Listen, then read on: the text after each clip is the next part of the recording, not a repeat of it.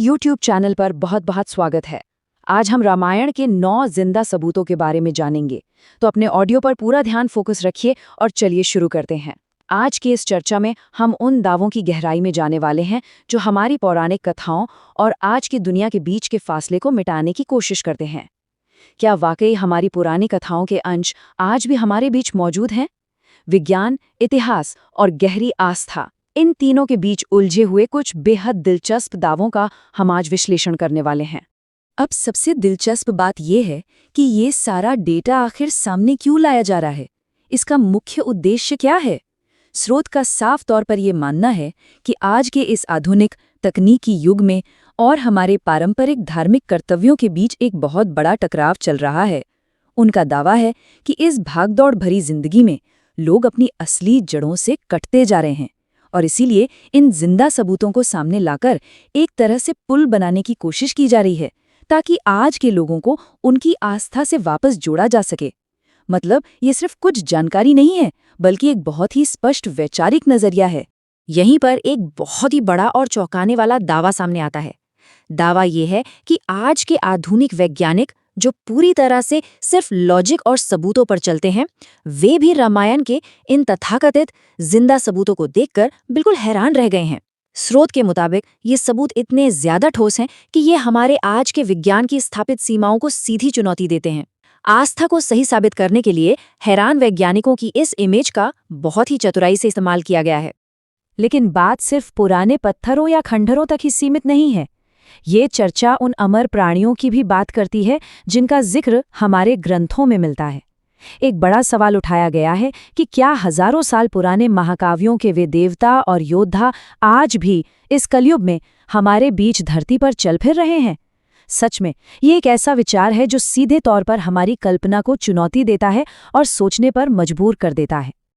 अमर हस्तियों की इसी चर्चा को अगर हम आगे बढ़ाएं तो स्रोत के दावों के अनुसार ऐसे 7 अलग अलग जिंदा सबूत मौजूद हैं जो यह इशारा करते हैं कि भगवान हनुमान आज भी जीवित है और इसी कलयुग में निवास कर रहे हैं। इन 7 प्रमाणों को एक एक करके पेश किया गया है ताकि यह विश्वास दिलाया जा सके कि महाकाव्य के सबसे प्रमुख और शक्तिशाली पात्रों में से एक अभी भी पृथ्वी पर भौतिक रूप से मौजूद है। इसी कड़ी में एक और बहुत ही प्रसिद्ध पौराणिक कथा का जिक्र आता है और वो है महाभारत के योद्धा अश्वत्थामा की कहानी। स्रोत का यह दावा है कि अश्वत्थामा पिछले 5000 सालों से पृथ्वी पर भटक रहे हैं। उनके माथे से मणि निकाले जाने और उन्हें मिले उस भयानक श्राप की कथा को आधुनिक समय की सच्ची घटनाओं के साथ जोड़ा गया है। कई लोगों के ऐसे दावे पेश किए गए हैं कि उन्होंने सच में 5000 साल पुराने इस योद्धा को आज भी भटकते हुए देखा है। तो अब तक हमने इन जैविक और अमर हस्तियों के रहस्य पर बात की, लेकिन अब ये विश्लेषण थोड़ा मुड़ता है उन दावों की ओर जो देवताओं द्वारा छोड़े गए ठोस भौगोलिक साक्ष्यों से जुड़े हैं। ये विचार कि महाकाव्यों में जो कुछ हुआ वो केवल कहानियों तक सीमित नहीं है, बल्कि आज भी हमारी पृथ्वी के खास स्थानों और कलाकृतियों में मौजूद है। ये स्रोत के तर्कों का एक बहुत बड़ा और अहम हिस्सा है। आइए देखते हैं कि कैसे ये स्रोत पौराणिक घटनाओं को सीधे तौर पर हमारे आज के भौगोलिक स्थानों के साथ जोड़कर देखता है। उदाहरण के लिए श्रीलंका के सिगिरिया को रावण के सोने के महल के रूप में पेश किया गया है। वहीं रामेश्वरम मंदिर को राम सेतु के अनकहे इतिहास से जोड़ा गया है। और सबसे खास दावा ये है कि कुरुक्षेत्र के एक विशेष गांव में वो जगह आज भी मौजूद है जहां अर्जुन ने कर्ण को हराया था और कहा जाता है कि वहां आज भी कर्ण के रथ का पहिया धंसा हुआ है।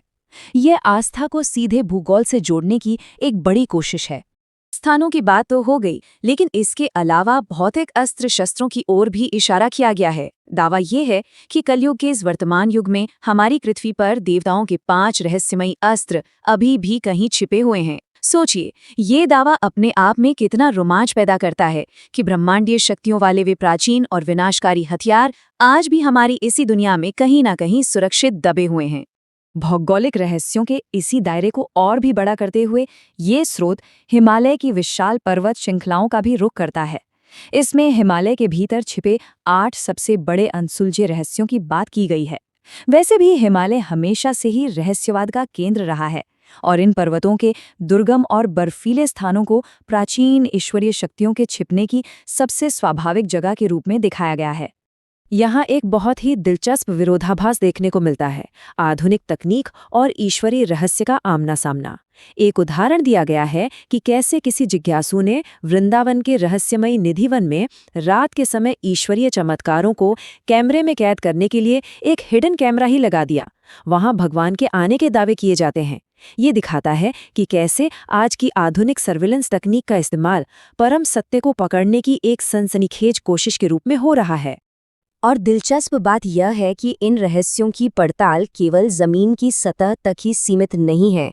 स्रोत पृथ्वी की सतह से 6,371 किलोमीटर नीचे यानी पृथ्वी के बिल्कुल केंद्र तक छिपे अज्ञात रहस्यों की भी बात करता है।